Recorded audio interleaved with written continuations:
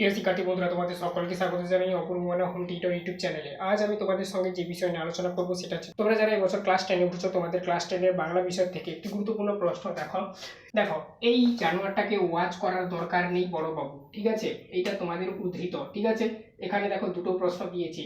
এখানে দেখো প্রথম প্রশ্ন দিয়েছে, কে কার সম্পর্কে এরূপ মন্তব্য করেছেন, এটা একটা প্রশ্ন, ঠিক আছে? তারপরে দেখো এরূপ মন্তব্য করার কারণ কি, এটা আবার একটা প্রশ্ন, ঠিক আছে? তো এই দুটো প্রশ্ন সম্পর্কে আজকের আমরা আলোচনা করব।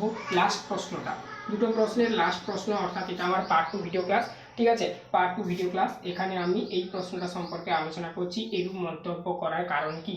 পার্ট 1 ভিডিও ক্লাসে আমি এই প্রশ্নটা আলোচনা করে দিয়েছি, কি না কে কার সম্পর্কে এরূপ মন্তব্য করেছেন। ওকে, বোঝা গেল? তো চ্যানেলে নতুন থাকলে অবশ্যই চ্যানেলটাকে সাবস্ক্রাইব করবে, বেল আইকন অপশানে সেভ রাখবে।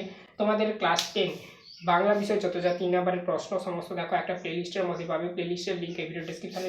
দেখো এখানে আমরা এই প্রশ্নটা যেটা মান থাকে 3, ঠিক আছে? তো দুটো পার্টে আমি ক্লাস করছি তোমাদের বোঝানোর সুবিধার্থে, পার্ট 1 পার্ট 2।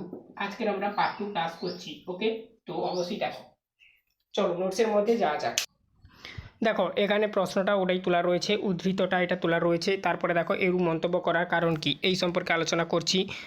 ফার্স্ট দেখো এখানে কি লিখবে, গিরিশ মহাপাত্রের অদ্ভুত হাস্যকর পোশাক, তার গাঁজা খাবার বিষয় আর কথাবার্তা, এইগুলো কিন্তু এই সমস্তগুলোকে ইত্যাদি বলা হয়েছে, ঠিক আছে? ইত্যাদি থেকে জগদীশবাবুর মনে হয়েছে যে গিরিশ একজন অত্যন্ত নিকৃষ্ট শ্রেণীর মানুষ, ঠিক আছে?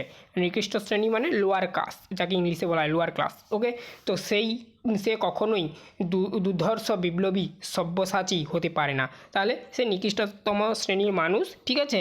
তো মানে নিচু জাতের মানুষ, ঠিক আছে? তো সে কখনোই হচ্ছে সব্যসাচী হতে পারে না, ঠিক আছে? এটাই বলা রয়েছে এখানে।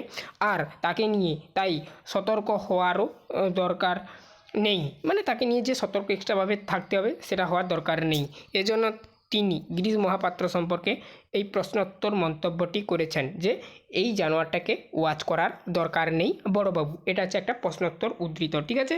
তো এটাই হচ্ছে তিনি করেছেন। তো এই ছিল টোটাল তোমাদের এই প্রশ্নটার উত্তর। আশা করি তোমরা বুঝতে পারলে। এর আগে আমি পার্ট 1 ক্লাসে এর আগের যে অংশটা ছিল, যেটা আমি বলেছিলাম যে তোমাদের ভিডিও শুরুতেই যে উদ্ধৃতটা বলে যে এই জানোয়ারটাকে ওয়াচ করার দরকার নেই বড়বাবু, কে কার সম্পর্কে এরূপ মন্তব্য করেছেন। তো পার্ট 1-এ ওটা আমি আলোচনা করে দিয়েছি, তো সেটা না দেখলে অবশ্যই দেখবে এর আগের ক্লাসটা। এটা পার্ট 2, এখানে আমি নেক্সট যেটা এই প্রশ্নটা এরূপ মন্তব্যের কারণ কি আলোচনা করে দিলাম। চ্যানেলটা নতুন থাকলে অবশ্যই চ্যানেলটাকে সাবস্ক্রাইব করবে কলেজ পর্যন্ত তোমাদের বাংলা বিষয়ের সমস্ত বিষয়ের ক্লাস পাওয়ার জন্য, ঠিক আছে? তো আজকের অবধি সবাই ভালো থেকো, দেখা হবে নেক্সট ভিডিওতে।